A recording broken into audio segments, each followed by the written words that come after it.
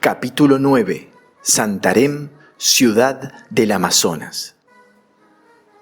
Habían pasado más de 14 meses ininterrumpidos del comienzo de la misión amazónica y yo necesitaba aire. La celda occidental había descendido demasiado. El aire se tornaba cada vez más irrespirable. Necesitaba absolutamente cortar por lo sano si pretendía poder concluir el año y medio que aún me restaba en el infierno verde. Pedí autorización al jefe máximo y me largué a la mismísima mierda. Algunos días, semanas, con pasaje pago a donde yo quisiera.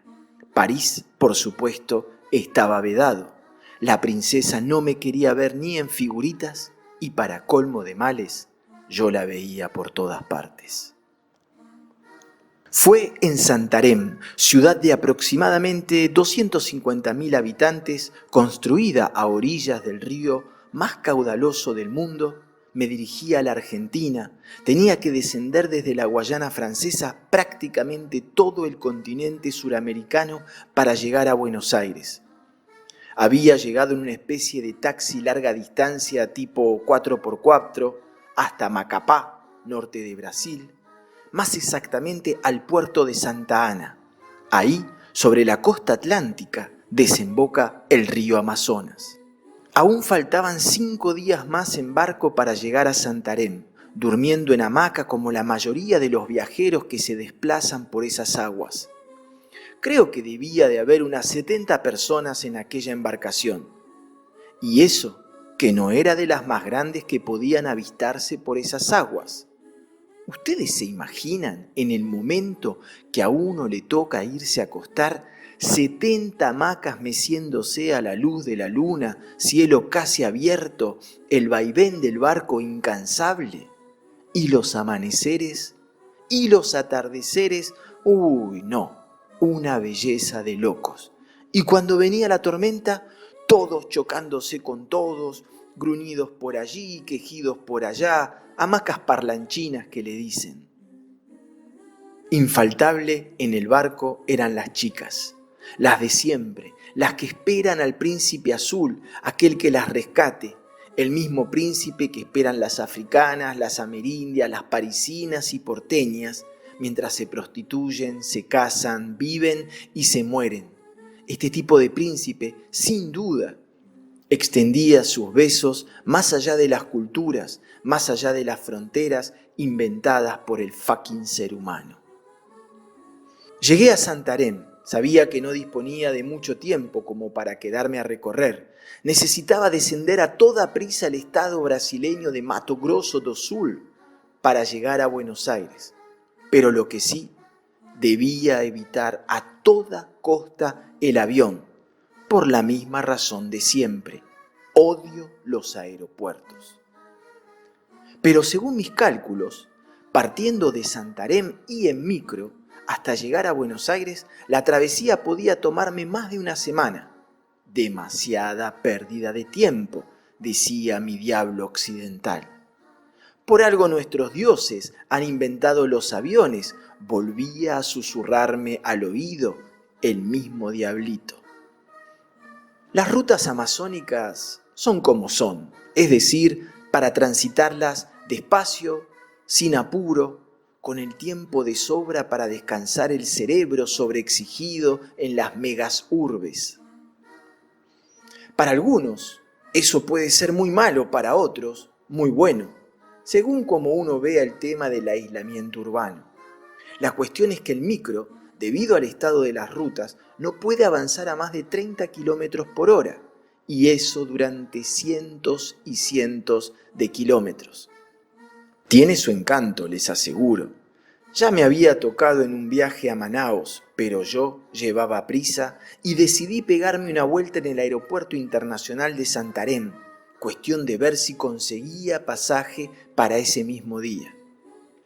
Tomé un taximoto y el tipo me cargó con mochila y todo y desembarqué en el aeropuerto. Las puertas corredizas se abrieron y ahí, después de mucho tiempo, nos volvimos a encontrar cara a cara.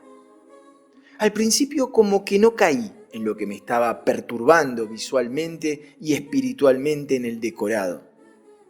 Finalmente, después de un rato, al fin me di cuenta. Había muchos blancos, una cantidad impresionante, montones y en tan pocos metros cuadrados. Ya los había olvidado. Ya les dije que llevaba casi 14 meses sin salir de la burbuja verde. Ahora el espejo volvía a descubrirse cual retrato de Dorian Gray. La élite volvía a manifestarse, a tomar forma para recordarme de dónde venía, cuáles eran mis orígenes y hacia dónde me dirigía. Por algo les digo lo que les digo. Odio los aeropuertos. Capítulo 10. La mochila y Surinam. Una de las escenas que más me ha interpelado en la Biblia, más exactamente en el Nuevo Testamento, en el presbiterio donde vivía me había convertido obligatoriamente en un exegeta, es cuando uno de los discípulos del Cristo niega a este último ante terceros. Lo mismo sucedió con mi mochila. Regresaba de mi escapada a Buenos Aires, me encontraba en Curazao, pequeño país de las Antillas holandesas. Necesitaba tomar un avión hasta Paramaribo, capital de Surinam, y de ahí una combi hasta la frontera con la Guayana Francesa y después tocaría unas 12 horas de canoa hasta mi base en Maripazula. Entonces, si los recuerdos se ensamblan correctamente, me encontraba en este bendito aeropuerto de Curazao, más precisamente en una agencia de viajes surinamesa, intentando conseguir un vuelo para Surinam. La mujer que atendía la agencia se negaba a venderme el pasaje a Surinam porque decía no tener pruebas de que yo, argentino, sucio tercermundista, entre comillas, no pretendía, una vez desembarcado en Surinam, instalarme ahí de manera ilegal. Pero señora, yo trabajo para el Ministerio de Educación francés y la prefectura. Tengo una visa de trabajo francesa. ¿Para qué me voy a querer quedar en Surinam?, le dije conteniendo la risa en un inglés entremezclado con taquitaqui. Además, pensé para mis adentros, ¿y qué le hace pensar que voy a elegir la miseria surinamesa a la Argentina? Señora, y esto sí lo dije para mis afueras, trabajo para el rectorado francés y una de mis responsabilidades es justamente el envío de fondos educativos al Surinam. Agregué con claras intenciones de adentrarme en un terreno de conflicto diplomático.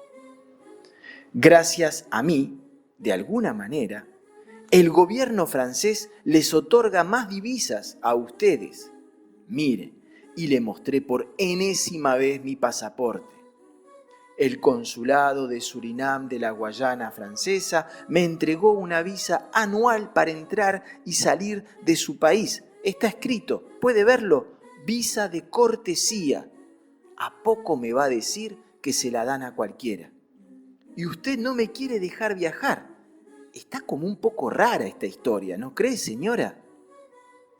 Excuse me, but it's ridiculous. Dejé caer sobre la mesa de la oficina de la compañía aérea. Señor, me dijo la agente, ¿tiene algún papel para probar lo que dice? Es decir, que usted trabaje efectivamente para el gobierno francés. Si no, lo tendremos que deportar. Miro adentro de mi billetera, no había ni papeles, ni un carajo, había dejado todas las credenciales allá en la selva. Fue en ese momento que le eché un vistazo a la mochila que llevaba conmigo y me dije una vez más, con este trasto que llevas en la espalda, nadie te puede creer nada de lo que estás diciendo. Un funcionario político amazónico de supuesto rango con esa mochila descosida y baqueteada no encajaba ni en la Matrix de esta mujer en Curazao ni de cualquier persona en cualquier otro lugar. De todas maneras, La idea que me deporten a la Argentina me parecía en cambio de lo mejor que me podía pasar en este momento de mi vida.